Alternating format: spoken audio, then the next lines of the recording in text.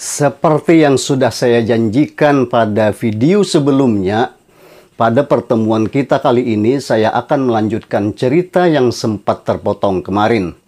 Oleh karena itu, jangan lupa siapkan secangkir kopi sebagai teman duduk Anda. Siapa tahu malam ini Anda akan ditemani oleh seorang peri cantik di sisi Anda. Oke? Jangan kemana-mana, silakan ikuti videonya sampai selesai agar Anda tidak gagal paham. Oke sahabat, sabrik man.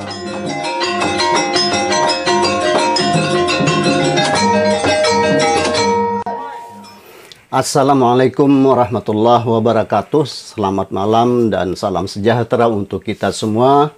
Sahabat sekalian, senang sekali bisa menjumpai Anda kembali dalam kesempatan ini melalui kanal YouTube ini. Semoga Anda senantiasa dalam keadaan sehat walafiat serta tidak kekurangan suatu apapun.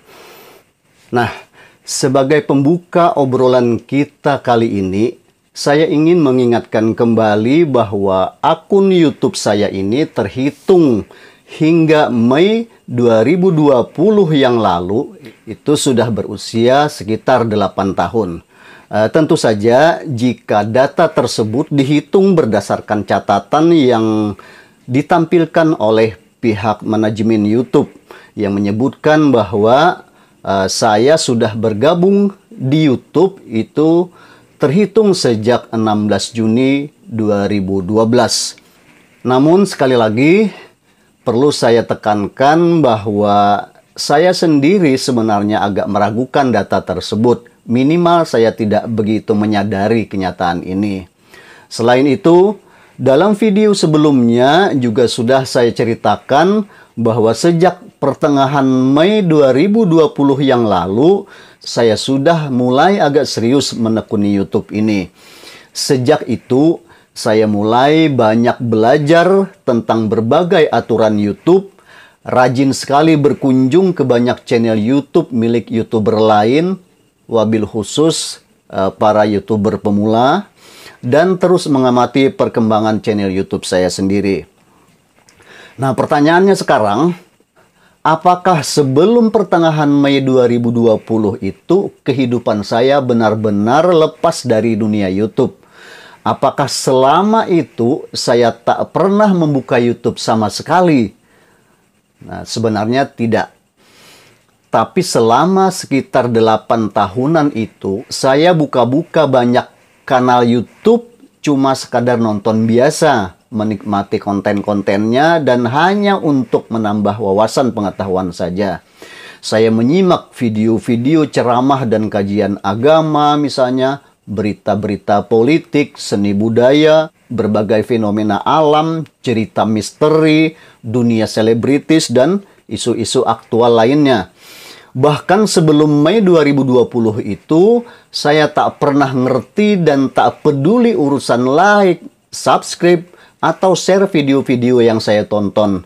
Lalu, kenapa saya mulai agak serius menekuni YouTube ini baru pada pertengahan Mei 2020? Nah, saya kira jawabannya sebenarnya dialami oleh banyak YouTuber pemula lainnya. Sebab pada bulan Mei 2020 itu, kita semua di Indonesia maupun ratusan negara di belahan dunia lainnya sudah 2 bulanan memasuki masa pandemi COVID-19. Hidup kita terasa serba sulit. Pikiran kita jadi sumpek karena kita lebih banyak di rumah saja. Kondisi ini setidaknya sudah mulai terjadi sejak awal Maret 2020 yang lalu. Lebih-lebih setelah kemudian diberlakukan PSBB di beberapa kota yang mengalami zona merah pada saat itu. Bahkan hingga sekarang. Kehidupan dalam kondisi yang serba sulit inilah yang telah mendorong banyak orang di hampir semua belahan dunia untuk rame-rame menjadi YouTuber, ya termasuk saya sendiri. Lalu, karena saya mulai serius menekuni YouTube pada mulai Mei 2020 itu, maka saya pun mulai banyak belajar beragam hal tentang media sosial yang satu ini dari para YouTuber besar atau YouTuber yang sudah berpengalaman. Misalnya ada dari channelnya Den Jesse, Laikul Fahri, Stage Media, Yudis Ardana, ada juga Zona Tutorial, Dani Desain, Teman YouTube, YouTuber Kepo, Khairunisa Adlina, Chenny Amelia, dan masih banyak lagi YouTuber-YouTuber yang sudah berpengalaman. Walaupun mereka mungkin masih berusia muda, tetapi dalam hal dunia YouTube, mereka adalah para YouTuber senior. Dari video-video tutorial mereka itulah, saya kemudian banyak sekali mendapatkan pengetahuan dan pengalaman baru tentang dunia YouTube. Dampak positif lainnya, sejak itu saya juga mulai rajin membuat dan mengupload video-video terbaru, meskipun dengan tampilan yang masih seadanya. Terus, gimana ceritanya kok katanya baru bisa mendapatkan 1000 subscriber setelah 8 tahun 8 bulan? Bukankah itu waktu yang sangat lama? Nah, jadi ceritanya gini bro. Setelah saya mengupload sekitar 50-an video, baru pada hari Minggu 14 Februari 2021 yang lalu, jumlah subscriber di channel YouTube saya mencapai angka 1000. Persisnya 1007 subscriber. Nah, untuk lebih jelasnya, sekarang silakan Anda cek data yang tertera di halaman analitik YouTube saya berikut ini. Silakan Anda cermati. Nah, pada halaman ini, di dalam lingkaran berwarna merah, garis putus-putus, itu jelas tertera angka 1007 subscriber. Jadi pada saat inilah saya mendapatkan 1000 subscriber itu dalam hitungan 28 hari terakhir, yaitu dari 18 Januari sampai dengan 14 Februari 2021.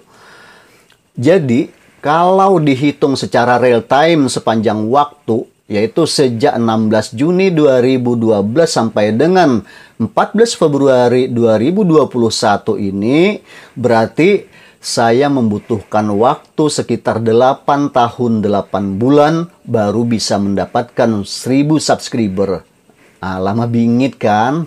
Ya, kalau dihitung sepanjang waktu memang sangat lama jadinya. Namun selama rentang waktu antara 16 Juni hingga 21 September 2017 yang lalu, tidak ada data apapun yang bisa ditampilkan di halaman analitik pada channel YouTube saya. Bahkan data tersebut pada kenyataannya terus berlanjut sampai tanggal 9 Mei 2020, kecuali yang muncul datanya hanya jumlah subscribernya pada saat itu yang cuma plus 3. Nah, silakan Anda lihat lagi datanya di halaman berikut ini. Itu di dalam lingkaran adalah jumlah subscribernya yang plus 3 tadi. Nah, kemudian dari 16 Juni 2012 sampai dengan 9 Mei 2020 sebagaimana saya tunjukkan dengan garis panah kiri kanan. Jadi selama rentang waktu tersebut tidak ada data apapun yang bisa ditampilkan di halaman YouTube saya. Lah, kok bisa begitu ya? Ya, mungkin karena selama 8 tahunan itu saya sendiri belum ngerti apa-apa tentang dunia YouTube. Baik menyangkut masalah cara-cara settingnya maupun titik bengek per-YouTuben lainnya. Apa boleh buat? Karena penyesalan memang selalu datang terlambat, kecuali sang gembala sial yang diseruduk sapinya sendiri dari belakang. Kenapa bisa begitu? Ya, karena si gembala itu berjalan duluan, kemudian diseruduk oleh sapinya, sehingga dia menyesal duluan. Kenapa tidak di belakang sapi saja gitu maksudnya. Oke, sekali lagi pencapaian ini tentu terbilang cukup lama. Sebab konon ada sejumlah YouTuber yang bisa mencapai 1000 subscriber itu hanya dalam waktu 1 bulan. Bahkan ada yang hanya 1 minggu. Nah, ini sesuatu yang luar biasa memang. Tapi nggak masalah, no problem. Karena saya memang hanya bisa menempuhnya di atas jalan yang lurus. Selama 8 tahunan lebih itu, jalan yang saya tempuh untuk meraih subscriber murni dengan cara-cara yang tradisional dan sangat alami. Yakni dengan sesering mungkin mengunjungi channel YouTube teman-teman lainnya, kemudian memberi like, subscribe, juga memberikan komentar apa yang bisa saya komentari pada video masing-masing. Dan saya pastikan kepada Anda bahwa setiap channel YouTube yang saya kunjungi itu pasti sudah saya subscribe duluan.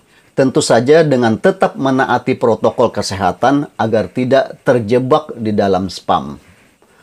Terkait hal ini, para YouTuber senior biasanya menggolongkan cara-cara tradisional ini dengan sebutan sub for sub atau saling subscribe.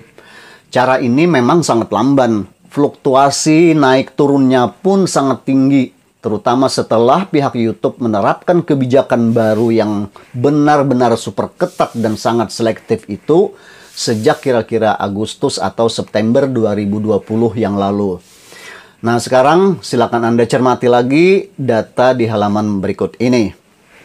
Di sini jelas terlihat terhitung sejak 16 Juni 2012 hingga 14 Februari 2021, yakni sekitar 8 tahun 8 bulan tadi, jumlah subscriber yang saya peroleh mestinya sudah 2112.